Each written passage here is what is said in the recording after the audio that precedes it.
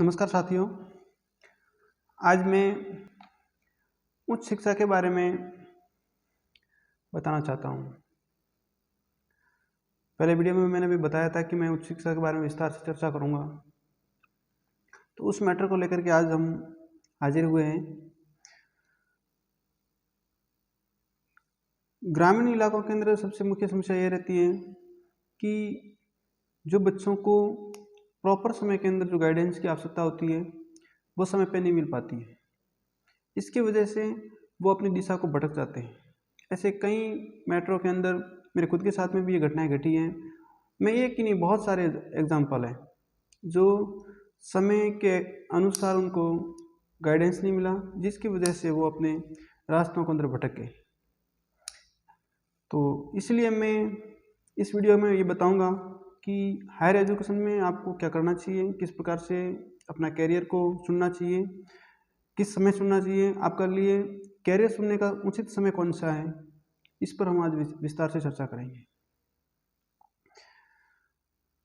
शहरी इलाकों के अंदर तो ये समस्याएं बिल्कुल कम आती होगी, लेकिन ग्रामीण पृष्ठभूमि से जो भी बच्चे जुड़े हुए हैं उसमें चाहे कि नॉर्मल एजुकेशन हो, आसपास का एनवायरनमेंट ऐसा है कि वहाँ सीमित दायरे तक ही अपन इस विचारधाराओं से जुड़े हुए होते हैं। दूसरी बात ये भी है कि देशावरी तड़क भड़क बाहरी बिजनेस के कारण भी लोगों को अंदर भटकाव हमारे क्षेत्र के अंदर बहुत ज़्यादा है। तो यदि हम अच्छे एक एजुकेशन के अंदर अच्छा सपना देखना चाहते हैं, एक अच्छी तैयारी, प्लानिंग, अच्छी सोच के साथ में यदि इस फील्ड के अंदर आगे बढ़ना चाहते हैं, तो हमें सबसे पहले अपने नींव कैसे बनानी चाहिए, कहाँ से स्टार्ट करना चाहिए कि यदि हम हायर एजुकेशन में आगे बढ़ना चाहते हैं। मैं आपको ये सलाह दूँ कि अब समय बदल गया है। पहले जो समय था उसमें हम जो पड़ोसी बच्चा क्या करता था, पड़ोसी साथी क्या करता था, यदि पड़ोसी जो सब्जेक्ट लेता था उसी के अकॉर्डिंग हम सब्जेक्ट लेते थे। मैंने खुद ने भी ग्रेजुएशन के अंदर जो सब्जेक्ट लिए थे वो मेरे साथी था, उसके जो सब्जेक्ट भरे थे वो मैंने भर दिए। मैंने अपने चॉइस से कोई सब्जेक्ट नहीं भरा कि मुझे ये पसंद है, मैं इसके अंदर मेरा भविष्य इसके अंदर उज्जवल है, मैं ये करना चाहता हूँ, ऐसा कुछ भी नहीं था।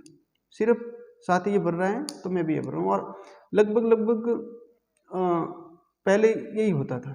लेकिन अब समय बदल गया है, अब समय वो नहीं रहा।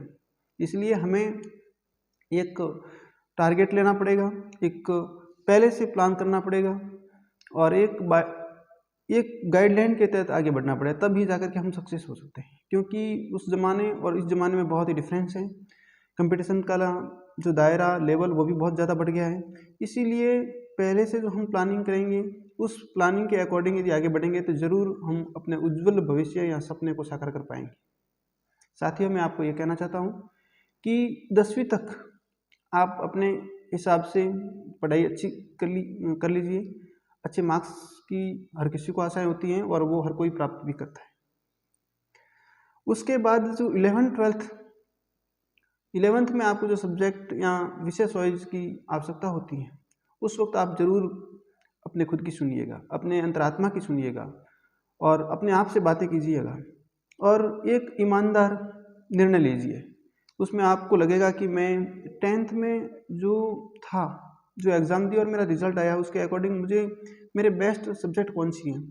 सब्जेक्ट चॉइस करने में ये भी ध्यान दीजिए कि एक तो आपका पसंदीदा सब्जेक्ट होना चाहिए। जब आप उस सब्जेक्ट को पढ़ते हो तो आपको एक अच्छी अनुभूति होनी चाहिए, अच्छा लगना चाहिए, पढ़ने का मज़ा हो। हाँ, और पढ़ने में आपको जोश जागृत भी होना जरूरी है, जोश लगना चाहिए कि हाँ यार, पढ़ना मुझे बहुत अच्छा लगता है, पढ़ने का और मन करता है। ऐसे सब्जेक्ट की ही चॉइस कीजिएगा। बोरिंग सब्जेक्ट को आप कभी भी नहीं लें, क्योंकि वो आगे जाकर भी आपको परेशान करेंगे।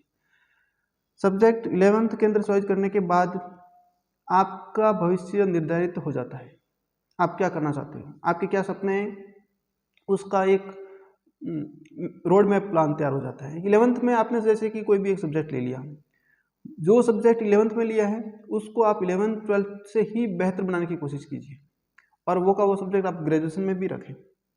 मान लीजिए कोई आर्ट्स बैकग्राउंड का बच्चा है और उसने 3 सब्जेक्ट आर्ट्स के चॉइस कर लिए। उसके जैसे 11th के अंदर तो 2 सब्जेक्ट ही होते हैं, और ग्रेजुएशन में आपको 3 सब्जेक्ट लेने पड़ते हैं, और पीजी के अंदर आपको 1 सब्जेक्ट लेना पड़ता है। 11th से लगा करके पीजी तक का टाइम पीरियड 2 तो 11th-12th, 3 ग्रेजुएशन के और 2 पीजी के 7 साल। 7 साल के अंदर यदि किसी सब्जेक्ट को आप अच्छे ढंग से पढ़ लेते हो तो मेरे हिसाब से उसमें फिर आपको कोई कमी महसूस नहीं होनी चाहिए, आप उस फील्ड के अंदर मास्टरी माने जाएंगे। यदि 11th से लगा करके पीजी तक यदि किसी सब्जेक्ट को आप अच्छे ढंग से समझते हो और पढ़ते हो और उसके बारे में एक रिसर्च करते हो तो मेरे हिसाब से फिर कोई पीछे नहीं रह सकता है। वो समय अलग था जो हम 1 वीक सीरीज के साथ में सारी एजुकेशन पूरी कर लेते थे। समय में बदलाव आ चुका है, दुनिया तेज गति से आगे बढ़ रही है, हमें भी इस दौड़ती भागती जिंदगियों में आगे बढ़ने की आवश्यकता है। इसीलिए अब अपने दैनिक दिनचर्या, जीवन शैली, पौराणिक पद्धतियों को चेंज करना पड़ेगा। 11th, 12th से लगा करके पीजी तक की पढ़ाई एक सब्जेक्ट के अंदर आप अच्छी मास्टरी के साथ में करें। वो 1 वीक सीरीज वाली जो पढ़ाई थी उसका ज़माना अब नहीं रहा है। दुर्भाग्य की बात है कि वो एक ऐसा पीरियड भी आया जिससे हमें बहुत कमज़ोर किया। 1 वीक सीरीज़, मैं तो ये कहता हूँ 1 वीक सीरीज़ निकालनी नहीं चाहिए और जो निकालते हैं उसको बैन भी कर देना चाहिए, क्योंकि ये बच्चों के अंदर भटकाव भी लाती है, एक शॉर्टकट का रास्ता भी अपनाती हैं, बस पासिंग मार्क ले आए। हाँ, आप एक अच्छी मेहनत करें, एक उसके बाद में एग्ज़ाम दें, फिर मार्क्स ले आएँ, तो उसमें आपकी विचारधारा, आपकी बुद्धि डेवलप होगी और आप आगे कुछ कर पाएंगे। 1 वीक सीरीज से कोई केवल एग्ज़ाम पास करना ही अपने जीवन का लक्ष्य नहीं हो सकता। पीजी तक करने के बाद में जैसे ही आप पीजी तक आएंगे 7 साल आपको हो चुके होंगे और आप सीधे नेट का एग्ज़ाम दीजिएगा। 7 साल की बंदा कोई भी यदि एक सब्जेक्ट पे अच्छी मास्टरी कर लेता है तो मेरे हिसाब से नेट जेआरएफ निकालने में कोई आपको तो आसानी, कोई तकलीफ ही नहीं, बिल्कुल आसानी तरीके से ये एग्ज़ाम क्वालिफाई हो जाएगा।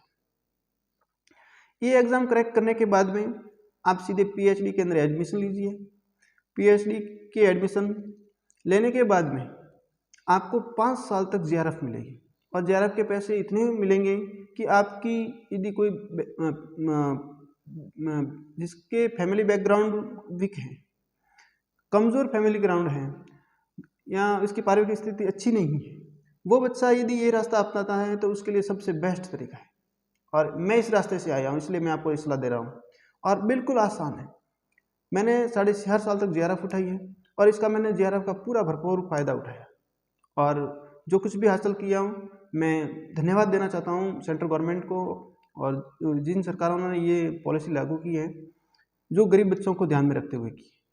हम अपने कैरियर को पंख लगा सकते हैं, ऊंचाइयों पर ले जा सकते हैं, अपने सपनों को साकार कर सकते हैं। ये सबसे बड़ा ही अच्छा एक रास्ता है। यदि इस रास्ते को आप अपनाएंगे तो ज़रूर ही आप अपने सपनों को साकार कर पाएंगे।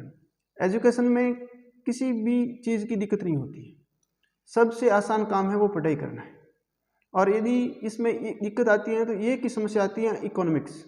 यदि आपकी इकोनॉमिक्स स्थिति मजबूत हो जाएगी तो मेरे हिसाब से पढ़ने में आपको कोई दिक्कत नहीं आएगी। पढ़ना तो हम पढ़ाई तो कर लेंगे, ये तो नॉर्मल बात है, पढ़ना ही है, करना क्या है, उसमें आपको कोई नहीं बैठे बैठे टाइम निकालना। सारे काम जितने भी हैं सारे टफ लिए, बिजनेस हो कोई भी हो, कितने भी काम हो, सारे चैलेंजेस वाले काम हैं, सारे टफली हैं, सारे लॉस वाले हैं, जिसमें आपके आर्थिक नुकसान भी हो सकता है। इसमें कोई आर्थिक नुकसान नहीं हो सकता। यदि आप मनन लगन के साथ में तैयारी करेंगे तो इसमें सफलता की रेट भी बहुत ही अच्छी है, सक्सेस रेट भी बहुत शानदार है। बिजनेस में इतनी सक्सेस रेट भी नहीं है जितनी एजुकेशन में सक्सेस रेट अच्छी है। आप इसमें ऐसे यदि आप अच्छे लेवल पे तैयारी करेंगे तो कुछ न कुछ अपना कैरियर तो बना ही देंगे, एक जीवन का गुजारा अच्छे ढंग से कर पाएंगे, कोई दिक्कत नहीं आएगी इसमें। आप किसी न किसी फील्ड में सेट हो जाएंगे। यदि आप अच्छी खासी तैयारी करते हैं तो उसमें यदि सक्सेस नहीं हो पाए उसके दूसरे फील्ड में हो जाएंगे, लेकिन सक्सेस पक्के हो जाएंगे, इसकी पूरी गारंटी है। लेकिन अदर में नहीं है, इसलिए मैं आपको उन्हें याद दिलाना चाहता हूँ कि आप इस फील्ड के अंदर अपना भाग्य आजमाएं तो आप 100% दीजिएगा। ये सबसे आसान रास्ता है और सबसे कम मेहनत वाला है जो आप एजुकेशन के अंदर अपना कैरियर अपना सकते हो, एक बेहतर भविष्य का निर्माण कर सकते हो।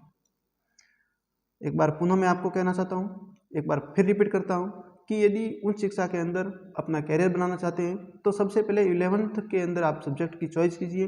11th से लगा करके पीजी तक का सब्जेक्ट एक ही रखिए और उस सब्जेक्ट के अंदर आप अपनी अच्छी खासी कमांड बना के रखिए। उसके बाद में नेट जेआरएफ का एग्ज़ाम दीजिए, उस जेआरएफ को क्वालिफाई कीजिए। उसके बाद में पीएचडी के अंदर एडमिशन लीजिए। 5 साल तक आपको रिसर्च का मौका मिलेगा। अच्छा खासा पर मंथ 42,000 रुपये भी मिलते हैं, आपको पर मंथ मिलते हैं। ऐसी कोई जॉब नहीं है जो आपको पर मंथ मिलेंगे।